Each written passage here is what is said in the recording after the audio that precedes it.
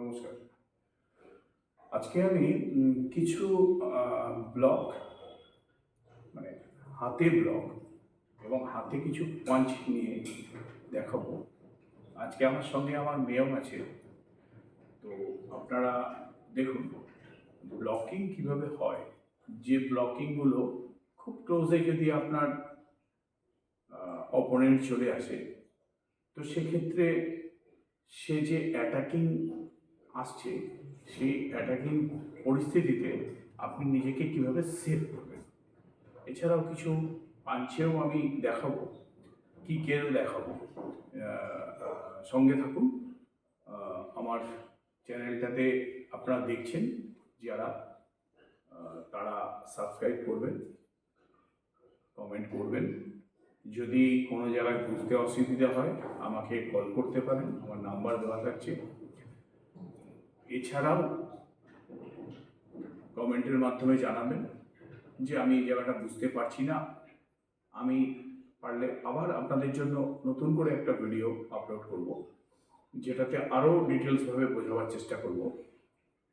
আর মনের জোর রাখবেন সবসময়, আপনার বন্ধুবান্ধবকে শেয়ার করুন যাতে সেও নিজেকে এই পরিস্থিতিতে নিজেকে সেফ রাখতে পারে মানসিক এবং শারীরিকভাবে। আসুন তাহলে শুরু করি। আমার মেয়ে আমার সঙ্গে,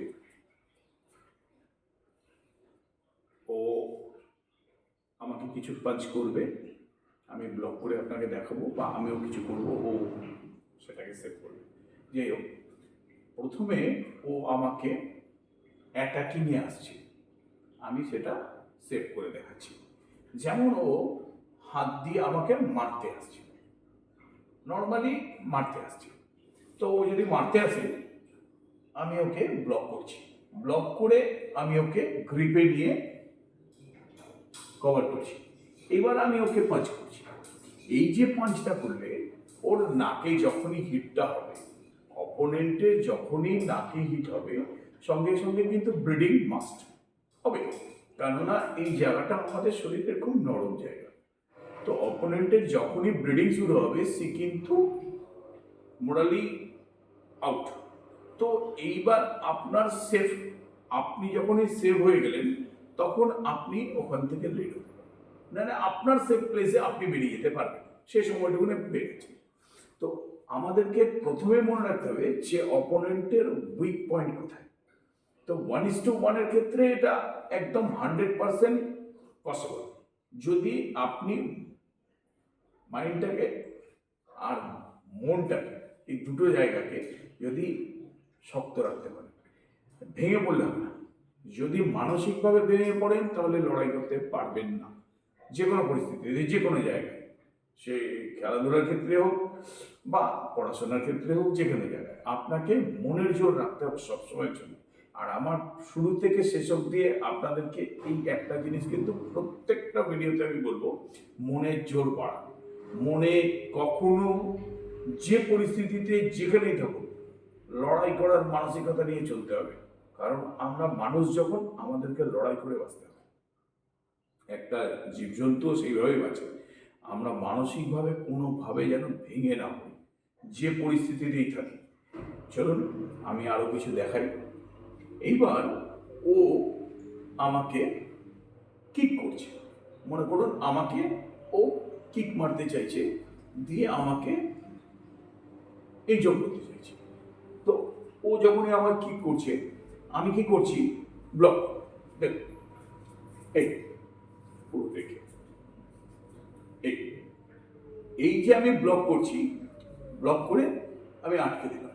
এবার আটকে দিয়েও আমি ঢুকে যেতে পারি। যেমন ও কিক করলো, ব্লক করে ঢুকে গেল, ঢুকে গিয়ে আমি পাঁচ করতে পারি। এই জিনিসগুলোকে ফলো করবেন। এইবার আপনাদেরকে আমি যেটা দেখিয়েছিলাম সেটা ডবল পাঞ্চ কিকের। যেমন আমি ওকে নিচের পোর্শনে মারবো, উপরের পোর্শনে মারবো, যার ফলে ওর কি হবে, নিচটাকেও যখন ফলো করতে, দেখুন আমি, আপনারা হয়তো ভাববেন যে ও তো কিক মারছে, তো আপনি তো ব্লক করছেন, তাহলে আমি যখন কিক মারবো আগের লোকও তো ব্লক করবে। আগের লোক মার্শাল আর্ট জানে এটা আপনি জানেন না। তো তার কার্যকলাপে আপনি বুঝতে পারবেন যে সে মার্শাল আর্ট জানে কি জানে না। তখন আপনি কিক মারবেন, তখন বুঝতে পারবেন সে ব্লক করতে যাচ্ছে বা কিছু করছে, তাতে আপনি বুঝতে পারবেন। তো যদি সে না জানে, আর যদি জানে, না জানে তাহলে তো ব্লকিং এর কোনো প্রশ্নই থাকবে না, সে টোটালি হিট আপনার পায়ে খেতে বাধ্য। আর যদি সে জানে তাহলে সে ব্লকিংয়ে যাবে। ব্লকিংয়ে গেলে সেখানে বুদ্ধি লাগাতে হবে ডবল, যেটা হচ্ছে আপনাকে নিচে কিক মারতে হবে, সঙ্গে সঙ্গে উপরে কিকে যেতে হবে। তার মানে কি, নিচেও কিক মারছেন, ওটাকে ব্লকে যাচ্ছে যখন, তখন আপনি উপরে হিট করে দিচ্ছেন। মানে নিচেরটা ফিনিশ না করে উপরেটা করুন, এটাও করতে পারেন। আবার যদি নিচেরটা ফিনিশ করতে পারেন তাহলে ফিনিশ করুন, তাহলে তার পায়ের জয়েন্টে মারছেন, যখনই পায়ের জয়েন্টে মারছেন হিট হচ্ছে, সে ওই ইনজুরিটা দেখতে দেখতে আপনি আবার তার ফেস পাঞ্চ করে দিচ্ছেন। তো ফেস কিক যখন হয়ে যাবে তখন কিন্তু ইনজুরি মাস্ট, কারণ আমাদের ফেসটা কিন্তু প্রচণ্ড নয়। এখানে কোনো একটা জায়গায় যদি আমরা হিট করি তাহলে সে কিন্তু ইনজুরিটা বেশি হবে। এই ইনজুরিটা হলে সে কিন্তু উইক হবে। এই উইকনেসটা যখনই তার আসবে তখন কিন্তু আপনি সেফ হবেন, আপনি তখনই আপনার সেফ প্লেসে লিড হতে পারবেন। এই জিনিসটা মাথায় সবসময় রাখবেন যে আমার কিন্তু তাকে মেরে ফেলা বা অন্য কোনো টেন্ডেন্সি নিয়ে আমি কিন্তু তার সঙ্গে লড়াই করছি না। আমি খারাপ পরিস্থিতিতে রয়েছি, সেখান থেকে আমাকে সেফ প্লেসে পৌঁছাতে হবে। তার জন্য আমাকে যা যা প্রয়োজন সেই হিটটা আমি তার উপরে করব, এটা সবসময় মাথায় রাখবেন। চেষ্টা করবেন যে পরিবেশ পরিস্থিতি চলছে আজকে, সেই পরিবেশ পরিস্থিতিতে দাঁড়িয়ে একা কোনো অন্ধকার পরিবেশ বা নির্জন পরিবেশ দিয়ে যাতায়াত করবেন না। এটা আমি মহিলাদের ক্ষেত্রে বলছি, যে নির্জন পরিবেশ দিয়ে বা প্লেস দিয়ে যাতায়াত করবার চেষ্টা করবেন কম। চাইবেন যে আরও 2-5 জন যাচ্ছে সেখান দিয়ে চলাফেরা করুন, বা বাড়ির কোনো গার্জিয়ানকে সঙ্গে রাখুন সেরকম পরিবেশ। আর যদি কোনো ইনসিডেন্ট হয়ে যায় যেখানে কোনো দুর্ঘটনা ঘটে যাচ্ছে বলে মনে হচ্ছে আপনার, সঙ্গে সঙ্গে আপনি আপনার জায়গা থেকে চিৎকার করে আগের লোককে ভয় দেখান এবং তাকে পরিষ্কার বলুন যে আপনি যদি এরকমভাবে করেন আমি কিন্তু ব্যবস্থা নেব, বা যেরকমভাবে হোক তাকে চিৎকার করে ভয় দেখান। বা আপনাকে আমি যে জিনিসগুলো দেখাচ্ছি সেগুলো দরকার পড়লে অ্যাপ্লাই করুন, এনজয় করুন, সেফ প্লেসে নিজেকে সরিয়ে নিন। মার্শাল আর্ট এমন একটা জিনিস, মার্শাল আর্ট যে জানে সে কখনো একজন নিরীহকে ব্যক্তিকে অ্যাটাকে যায় না। এটা মার্শাল আর্টের প্রথম আর শেষ বক্তব্য। মার্শাল আর্ট আমি জানি বলে আমি একজন নিরীহ মানুষকে কোনো কারণবশত ধরে মারতে শুরু করে দিলাম, সেটা কিন্তু মার্শাল আর্ট কোনোদিনও বলে না। মার্শাল আর্ট বলে তোমার সেফটির জন্য তুমি অ্যাপ্লাই করো তোমার শিক্ষণীয় জিনিসটি। মার্শাল আর্ট এটাই বলি সবসময়। তো আমি অ্যাপ্লাই করব আমার সুরক্ষার জন্য, আমার পার্শ্ববর্তী কারোর সুরক্ষার জন্য। মার্শাল আর্ট আমি কাউকে মারবার জন্য বা কাউকে ইনজোর করবার জন্য বিনা কারণে মার্শাল আর্ট আমি ইউজ করব না। এটা কিন্তু আমি সবসময়ের জন্য আপনাদেরকে জানাবো।